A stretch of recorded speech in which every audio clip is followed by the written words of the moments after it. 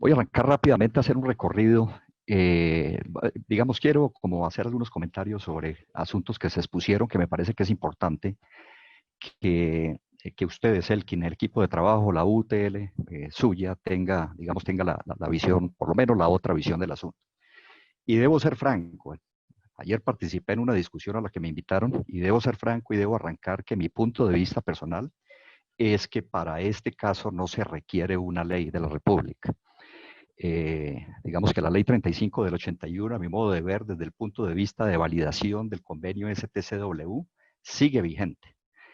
Se reglamentó por vía del decreto 1597 del 88, que se compiló en un decreto único del sector defensa, el 1070 del 2015, y fíjense para que ustedes vean por qué es conveniente ser juicioso en la elaboración de estas normas.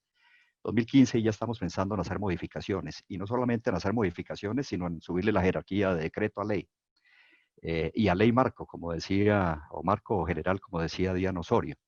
Entonces, creo que hay que ser supremamente cuidadosos. Entiendo que hay la decisión de tomar o de elaborar una ley. A mí me parece curioso que la ley, por lo que creo entender, surge, digamos, de una invitación que se hace por parte de una parte del gremio, el señor senador Agudelo, y yo diría que en cierta forma, con resistencia, como más o menos se desprende de la intervención de Diana, con resistencia a la autoridad marítima y en cierta forma a la misma escuela naval.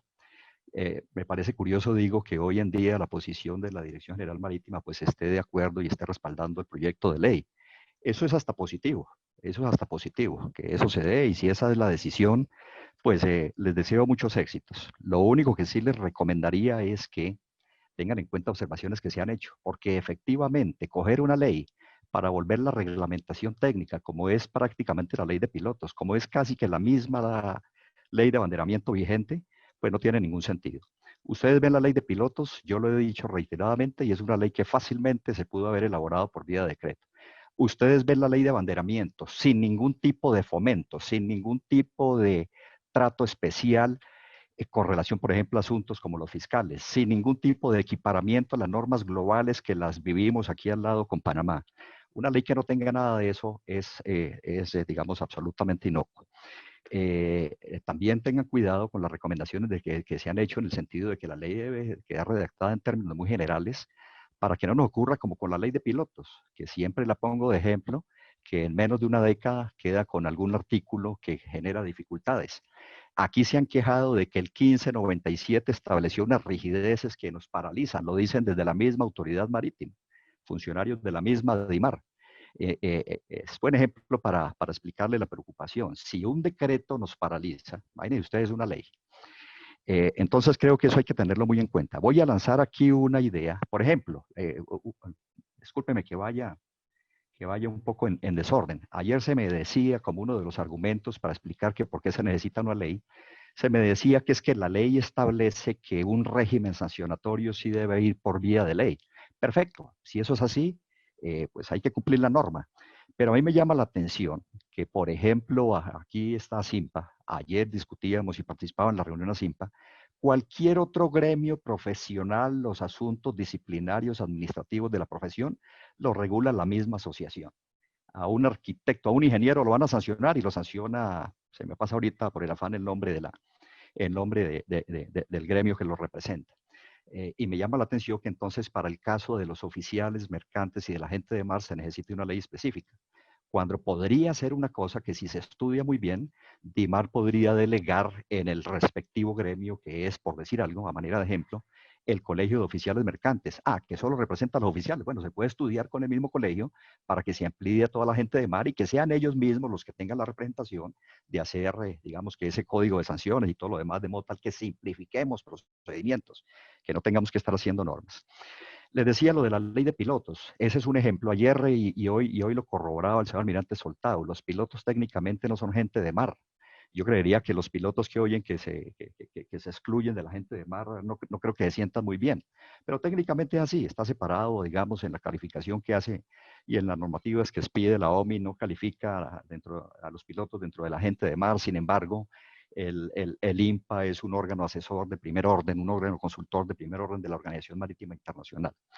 Entonces, digamos que hago este comentario para decir, si vamos a hacer una ley, y en la ley se trata de corregir, de dejar cosas generales que sean una guía completa, o de corregir asuntos que estén fallando en otras leyes relacionadas, para que no se pierda la unidad de materia, ¿por qué no aprovechamos aquí, tiro esa idea, complementando lo que decía ayer, y entonces revisamos el capítulo 8, artículo 38, parágrafo, con relación al entrenamiento de los pilotos, que dice que en buques de diferente que las prácticas que se hagan en buques de diferentes tamaños a las estipuladas no se podrán registrar, lo cual es una talanquera que genera un riesgo tremendo. ¿Por qué no aprovechamos la ley aquí y proponemos un artículo que diga algo así como, en términos generales, para efectos de pilotos prácticos, sigue aplicándose la ley 658 del 2001, pero en adelante DIMAR regulará lo relativo a los tamaños de los buques de entrenamiento, solucionado el problema de una manera discreta y quedamos todos felices. Comentarios con relación, tanto Tatiana Rabat como Miguel Sánchez se referían a lo de sola una IPS. Tatiana se queja y a mí me extraña que Miguel, digamos, al comienzo defendió una sola IPS, después terminó defendiendo la libertad de elegir, diciendo pues que cada uno debería de pronto un sistema en donde la EPS fuera reconocido. Pues una cosa es una IPS y otra EPS. El hecho es que ese es un asunto que desde hace rato se le critica a DIMAR, y el hecho es que la ley, digamos que protege la libertad de elección de los colombianos. A mí no me parece correcto que todavía nos mantengamos en establecer nosotros mismos un monopolio de una sola IPS sin darle la oportunidad a la gente de mar que haga su selección para hacer los exámenes médicos correspondientes. Entonces yo creo que eso hay que tenerlo en cuenta. Pero ese es uno de los ejemplos. Esto no tiene que ser materia de ley, eso es una decisión. Así como DIMAR tomó la decisión de que fuera solo una IPS, la misma DIMAR puede y debe tomar la decisión de que se revierta eso y que se permita a la gente elegir. Eso con relación a los asuntos. Una preocupación con relación a lo que decía el señor capitán Pedrosa y Ricardo Ariza. Intereses marítimos, la Armada propone una lista de intereses marítimos después de que la CCO, en donde trabaja gente de la Armada, por vía de la PNOE en 2018, estableció una lista de intereses marítimos, etcétera. Y entonces la Armada propone una lista y ya vamos en que se está trabajando y hasta donde yo entiendo, sin tener muy en cuenta, por lo menos por la celeridad y por lo que yo puedo saber, de pronto estoy equivocado, sin tener muy en cuenta a la gente. Ya estamos hablando de que hay una lista que se va a convertir en intereses en política de Estado o en los reconocidos por el Estado. Pero es una muestra de las cosas con las que hay que tener cuidado, porque ahí les estoy dando el ejemplo de cómo una idea o una iniciativa de una institución que obviamente tiene mucho que ver con el tema y que tiene todo el experticio del mundo, choca con otra lista establecida en una política nacional de los océanos, etcétera, etcétera. Ese tipo de cosas, inclusive choca con algo de lo que dice el COMPES 3990, que yo no recuerdo si cita específicamente los intereses como se recogieron en la PNOEC, o en todo caso, por lo menos hace referencia a esos intereses marítimos. Entonces, una lista de cómo iniciativas de diferente índole sin suficiente consulta terminan enredándonos y hay que tener mucho cuidado con eso. Con relación a lo que decía Diana Osorio, aquí y en aras, como lo dijo la misma Diana, de la precisión y de la visión completa, los siguientes comentarios. Los cursos OMI, Dianita, no están amarrados a la escuela naval y menos a la carrera de ciencias náuticas. En eso tú te contradices y es una contradicción que yo vivo tratando de que no se cometa porque confundimos la formación, profesión liberal bajo jurisdicción del Ministerio de Educación por un lado, con la capacitación en términos de STCW, que va por otro lado, como muy bien lo explicó el señor capitán Rueda, diferenciando lo que es profesionalización de la formación en competencias. No están amarrados. Lo que ocurre es que la Escuela Naval, digamos, en aras de ver la necesidad, los pedidos que había, comenzó a dar cursos OMI también. De hecho, una de las preocupaciones de mucha gente es que la misma Escuela Naval pueda estar confundiendo el asunto y esté validando dentro de la carrera de ciencias náuticas un exceso de cursos OMI. Si eso es así, yo no lo sé. La Escuela Naval lo revisará, pero he oído que esa es una de las quejas. Pero cualquier entidad por fuera de la Escuela Naval puede dictar los cursos OMI, como de hecho se está haciendo. El lapso sin cadetes digamos que no tenía nada que ver con las restricciones. Aquí hay responsabilidades múltiples. Pasamos un poco más de una década sin formar cadetes mercantes. Y en ese sentido hay una responsabilidad muy importante, naturalmente, de DIMAR y también de la Armada Nacional Escuela Naval de Cadetes, porque hay normas que establecen la obligación de formar los mercantes. Pero en el intermedio no hubo ninguna otra entidad que se quejara y que dijera, si la escuela no lo va a hacer, yo hago esta oferta. En el intermedio prácticamente no hubo armadores que se quejaran, etcétera, etcétera. Eso fue un asunto en donde hay responsabilidades múltiples, pero consecuencia de las circunstancias del momento, digamos, como para que no se cargue una responsabilidad exclusiva en la Armada Nacional o en DIMAR. Oscar Quintana hacía comentarios sobre separar lo internacional de lo nacional y me parece muy importante. Yo ya he hecho comentarios ayer en el día de ayer en ese sentido. Yo creo que los señores funcionarios de DIMAR pues toman nota. Me parece una observación muy válida de hacer y más aún es una observación que a los gremios les preocupa muchísimo.